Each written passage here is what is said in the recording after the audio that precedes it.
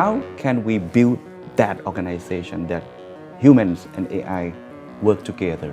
What is step by step? AI is taking away jobs. People are firing people left and right. We think that's fundamentally wrong. We don't have to be victims to everything that's happening right now. I think that we have the ability to solve challenges that we haven't been able to solve before. Let's stand up and do it. What is the role of a leader today? Remain curious, be curious, ask questions, investigate. This is a sidebar tip, but I think it's a very interesting one. Be careful about AI because AI can get expensive. Right now, we're at the beginning.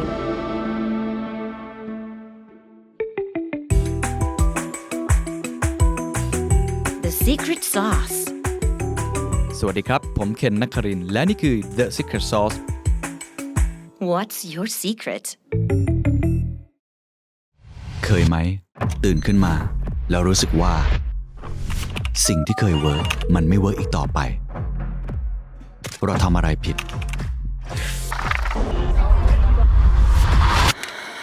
ไม่เราไม่ได้ทำอะไรผิด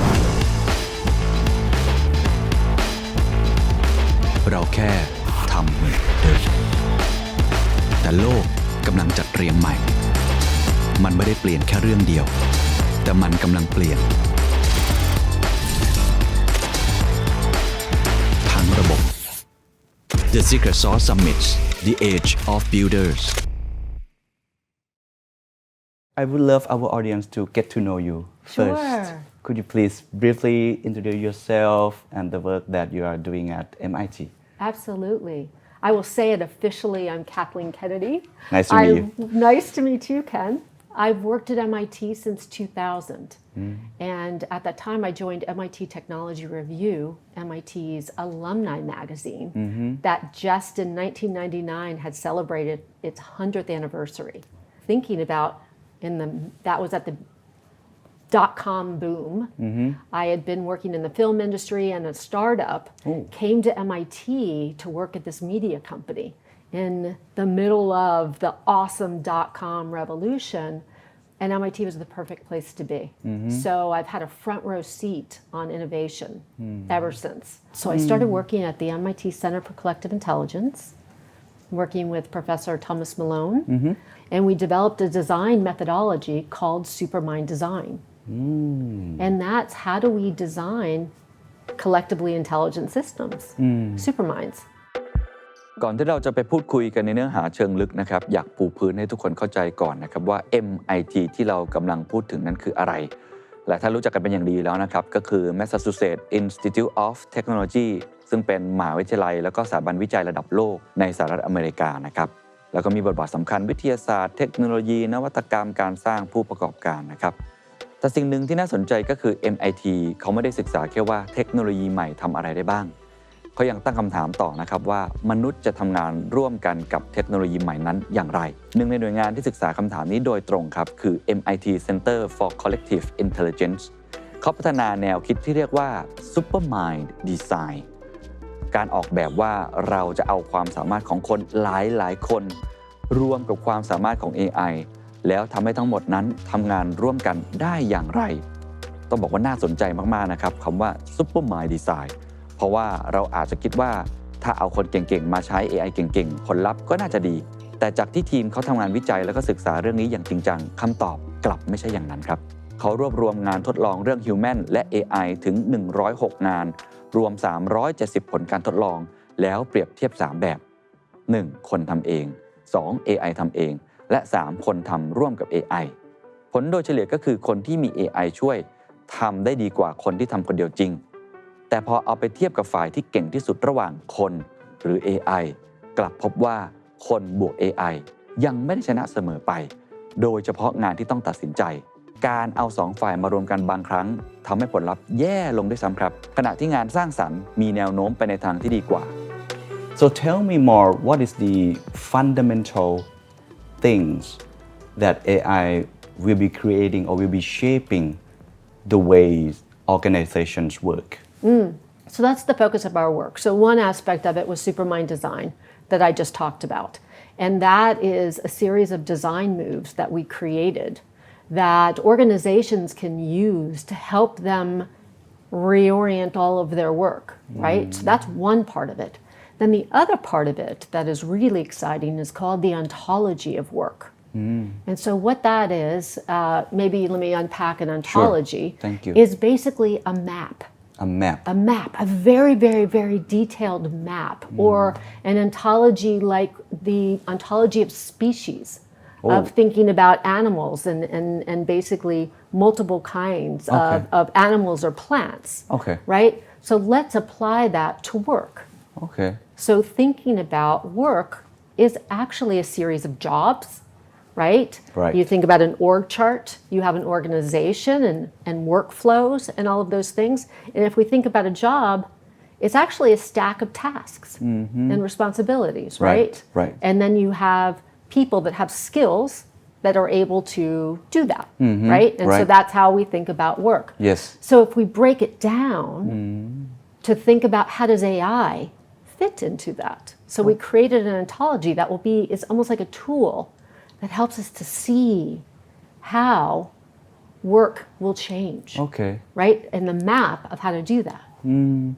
Before AI becomes really important nowadays, I think we understand how the way organizations work, right? Yeah. But after AI come into this equation, sometimes when we think about AI, people will think about productivity gain, better reasoning, faster work, something like that. AI is just a tool.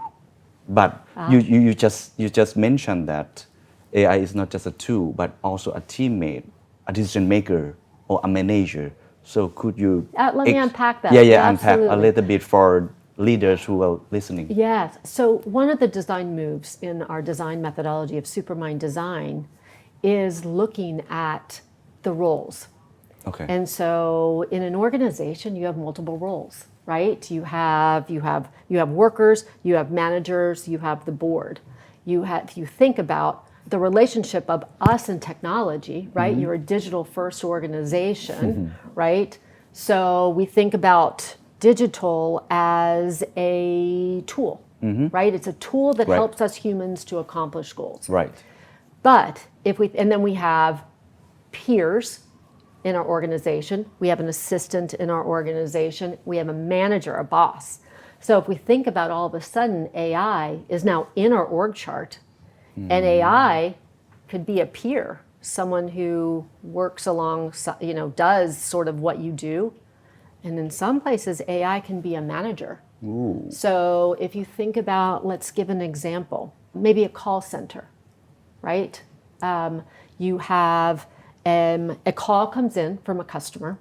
It is, you use technology, a tool, to be able to communicate with that customer. You have a software platform that assists you. So Right. that's basically then technology as an assistant. Right. You have the call is routed to either you or an AI.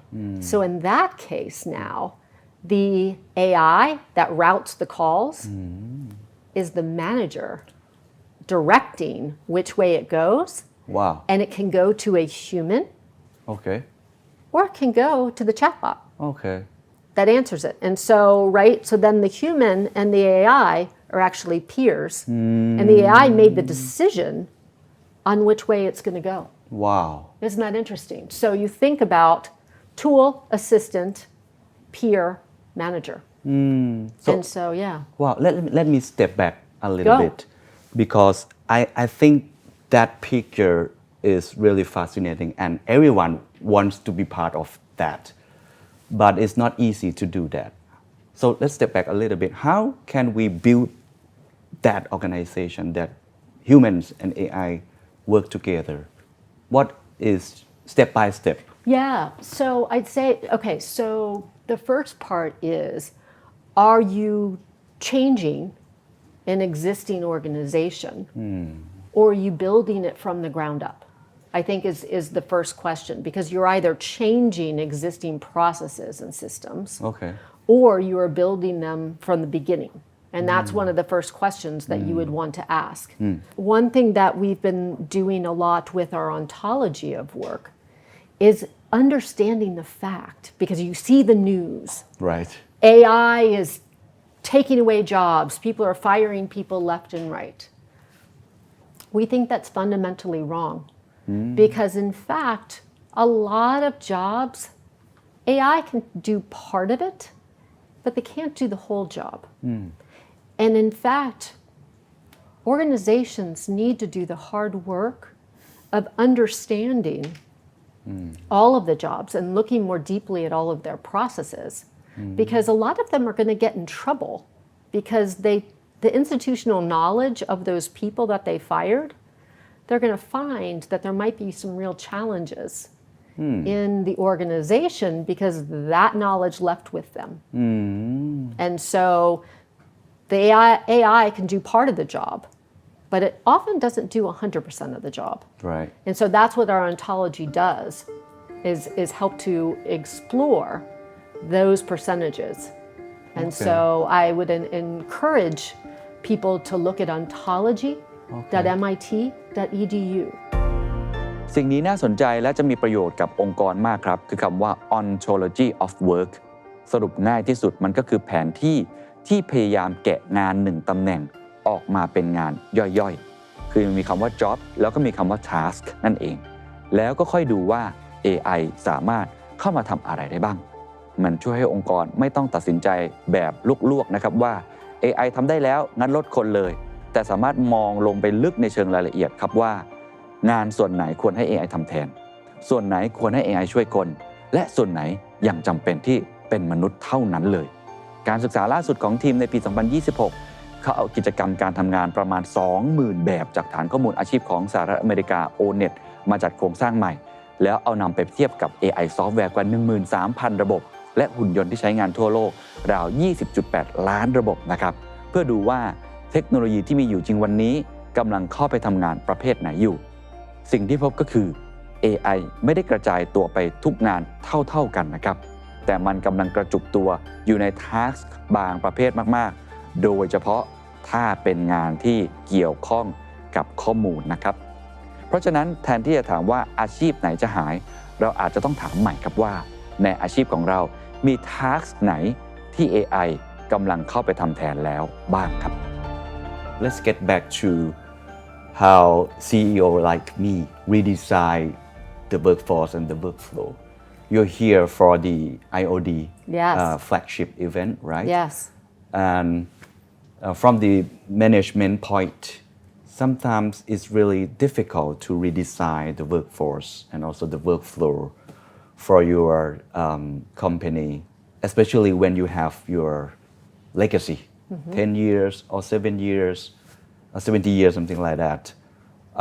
What would be your advice to leaders who are listening? This is a sidebar tip, but I think it's a very interesting one, so I'll say this and then I'll go into the longer answer, was be careful about AI because AI can get expensive. We were joking about this at lunch, but someone was saying that they were going to start to hire people because AI was too expensive. And I think that might be an interesting trend to keep an eye on because right now we're at the beginning and there's an incentive for organizations to want you to buy AI and lock in and get AI into your organization. But I think you need to be very careful about where you put that in your organization and think longer term if those token costs keep going up, what does that mean? And what guardrails do you have on that? And then what governance do you have on that? So I think that that's important. Let's see. So going back to your question about as a leader, how do you make decisions? I'd say that there are certain frameworks to think through. So first of all, what is your goal? Okay. So one thing I like to say a lot is we keep talking about AI. We've talked about AI in this conversation tremendously. But what do we mean by that? Like sometimes we don't take a moment to think about what does AI actually mean, right? So we have intelligence, right? So we humans have intelligence. Right. artificial intelligence, Right. which is basically algorithms, compute, and data, right? Those together. What does intelligence mean? Okay. Well, it's an interesting question because you don't stop and think about it. At the simplest terms, it means the ability to achieve goals. Right? So it's sort of Very like simple. It's very simple. I like to break things down to very simple terms because we sort of live in this very complex world and we're going so fast trying to make all these decisions. Take a moment to think about what does it really mean. Okay? So then you have individual intelligence, artificial intelligence, and then the collective intelligence of your organization, groups of people adding AI, doing that. So let's think about then go back to what is your goal? What is the goal of the group that you're trying to redesign? Take a step back and think about what is the goal of marketing? The goal of marketing is not to write email, right? But a lot of times that's what a marketing manager's job is to send the emails. Right. Right? Now AI can write the emails. So now you have this infinite number of emails being written out there. But that's not the goal.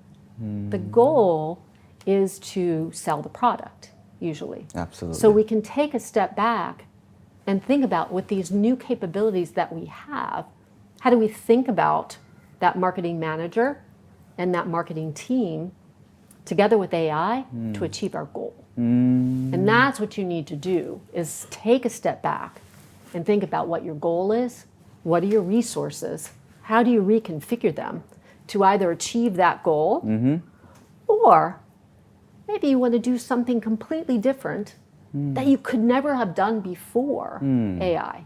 But after we have that goal or answer, Yeah. what will be the biggest challenges? Then you just make decisions and operate. And you think, I would say that you want to be very cautious about where you see the threats. And managers are always going to do that. They're thinking about what are the risks, what are the threats, right? You do a SWOT analysis and think about opportunities and threats. And so where do you see, my team and I, we often say red ocean and blue ocean. And we always wanted to go to blue ocean. That's where we want to surf, is in the blue ocean. And so thinking about how do you find those areas in the blue ocean that you can win, right? Right. And so then you orient your team towards that. You think about what AI do we want to utilize to do that? How are we going to put that into our organization? And rock and roll. What is your practical steps that we can adapt? One of my first jobs at MIT, like I said, was at Technology Review, and it was doing this full analysis of MIT alumni who are so very successful, and I've met a number of them here. There's many Thai MIT alumni here today, and they're in multiple fields, right? And they've gone on to medicine and consulting and in finance and different things, and then starting all kinds of technology companies, very successful. What is the one common denominator? Curiosity. Oh. They are all curious. And so I would say that remain curious, be curious, ask questions, investigate. So that I think is one quality that is very important to a business leader today is ask the questions. Don't pretend that you understand something and just do it. Like don't follow, ask the questions, push on things. And that this is a moment that you then also have generative AI tools that can be a sounding board. And I would use them. I love using Claude to pretend to be different personas and to have an argument with, to explore different ideas. Because I think this new moment for humans is really about human creativity and art and design. So maybe the two C's, curiosity and creativity, in thinking about what does it uniquely mean to be human? Okay. How do we explore being able to be more intelligent and solve challenges that we've never been able to solve before? ฟังมาถึงตรงนี้หลายคนน่าจะรู้สึกว่าคุณแคทเธอรีนเป็นคนสายเทคสาย AI แบบเต็มตัวมากๆแต่มีเรื่องหนึ่งที่เธอเล่าแล้วผมรู้สึกว่าน่าสนใจนะครับเพราะมันทำให้เห็นอีกด้านของคนที่ทำงานด้านเทคโนโลยีมาตลอดชีวิตว่าสุดท้ายแล้วความเป็นมนุษย์ยังเป็นสิ่งที่เธอให้ความสำคัญมากคุณแคทเธอรีนเคยใช้ชีวิตและทำงานอยู่ที่บอสตันซึ่งเป็นเหมือนศูนย์กลางของโลกเทคโนโลยีนะครับมีทั้ง MIT Harvard และก็คนที่ทำงานสร้างสิ่งใหม่ๆอยู่รอบตัวตลอดเวลาแต่วันหนึ่งครับเธอกลับตัดสินใจย้ายไปอยู่ที่ซาวันนาจอร์เจียเหตุผลง่ายๆก็คือเธออยากออกจากสิ่งที่เรียกว่า Echo Chamber ของบอสตันหรือไม่ได้อยู่แค่โลกที่หมุนรอบเทคโนโลยีอย่างเดียวแล้วก็มีแต่เรื่องด้านเดียวแต่ที่ซาวันนาก็มี College of Art and Design ซึ่งมีบรรยากาศที่เต็มไปด้วยศิลปะการออกแบบและความคิดสร้างสรรค์ซึ่งอาจจะแตกต่างจากโลกที่เธอคุ้นเคยจาก MIT อย่างมากนะครับผมคิดว่าสิ่งนี้น่าสนใจครับเพราะว่าขนาดคนที่อยู่กับเทคโนโลยีและ AI มาขนาดนี้ก็ยังรู้สึกว่าตัวเองต้องออกไปสัมผัสความคิดสร้างสรรค์วัฒนธรรมและประสบการณ์แบบมนุษย์จากโลกอีกด้านหนึ่งมันเลยทำให้ผมอยากถามคุณแคทเธอรีนเกี่ยวกับเรื่องนี้นั่นเองครับ When we talk about creativity, what does it actually mean in the age of AI? Can it be replaced by AI? I think that we are going to find completely new ways of being creative because a lot of what you see right now, you hear the term AI slop, is that exactly what I was saying about sort of the marketing part. That we've just been taking things that were hard for us to do or harder to write the email, to make the PowerPoint deck, to do sort of things that now AI can do, like, right, with one push of a button. So now we have this abundance of what used to be creative. And I think that we are going to start to explore other ways to push the boundaries in what is interesting about being human. How do we, a lot of it will be probably things like philosophy. Wow. And different forms of art. And perhaps different forms of sport. Ooh. Right? Because I think that why did sport begin altogether? We have these bodies and it's good to move them in different ways. It's healthier for us, both physically and mentally and socially.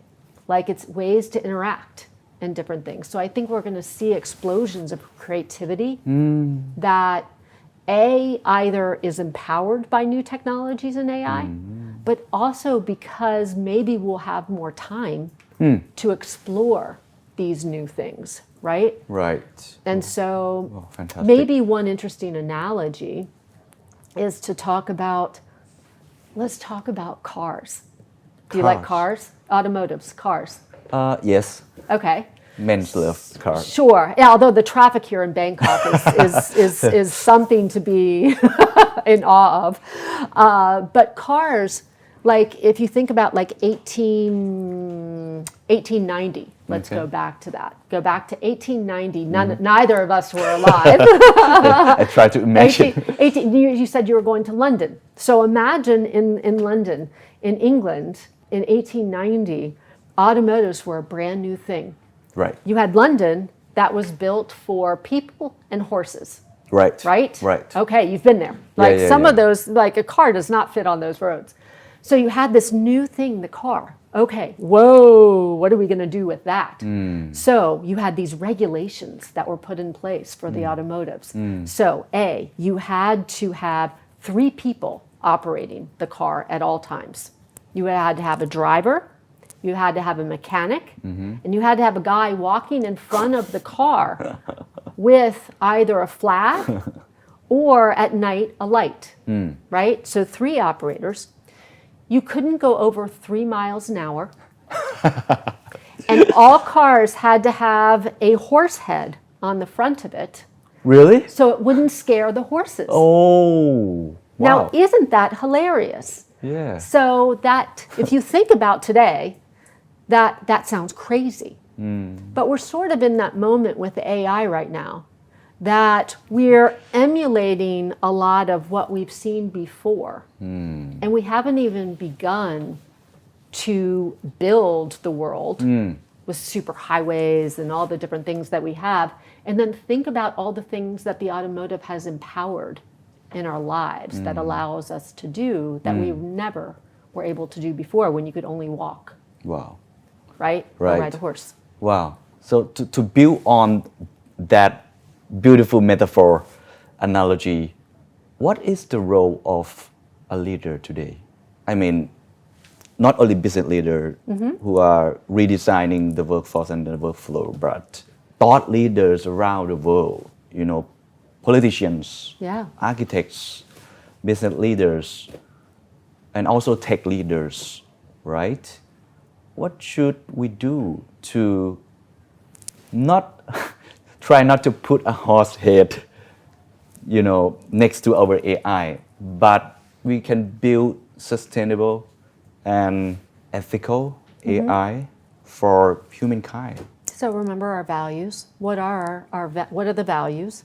What's the goal? And focus on the goal of what we're trying to do. Be creative and so be curious about different ways that something could be done. Creative in ways that it could do it. So you're curious and you think about different options. You're creative in exploring even further.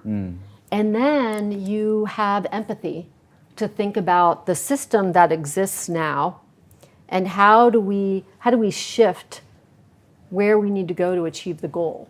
So how do we do that? And I think leadership, not being able to try things like moving, advancing, there's a certain aspect right now, I think we're in a moment of experimentation. Try things, advance things, move forward. But then, so have the courage to do that, but have the humility to quickly realize if something's gone awry, to shift. And to not blame, take that ownership and move forward. I think we need people that have courage. Beautiful. Last question. What are you most excited about Oh, right now or 1 year from now? I can't wait to see what happens. I'm very excited I am a glass half full kind of person that I believe, and I believe, maybe that's another quality that I think is very important, is being positive.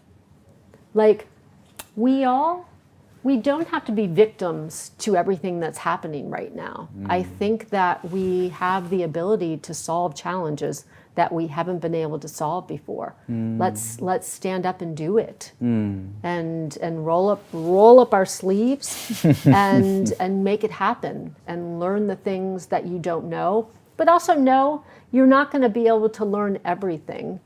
You do have now this knowledge base, so understand how to use it, right? And then, but think about, how can you achieve new goals in new ways? It's a very exciting time. Right. Maybe one more last question for first jobbers. First jobbers. Entry level jobs. Yep. Many CEOs are talking about we should not hire first jobber, but we hire AI instead. Yeah. And I think this is quite. I think that's going to change a little bit, because I think what we have is, it goes back to this exact same thing, that the model of what a first job was is not what a first job will become.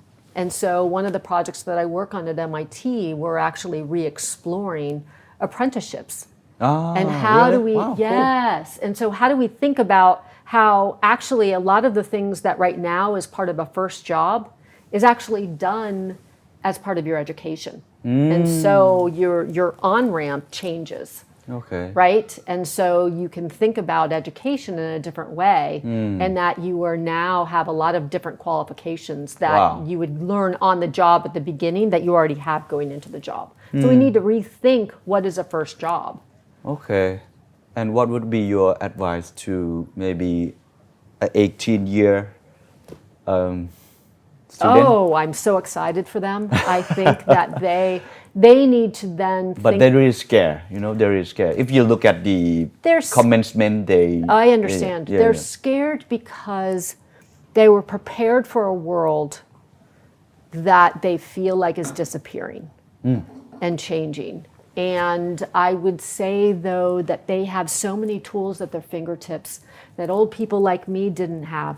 And they need to realize how lucky they are that they have all of this abundance of information and tools and things at their fingertips that stop being scared and be curious, be creative, have courage, and think about what makes you happy, and think about how do you build something that will bring value and joy to your life.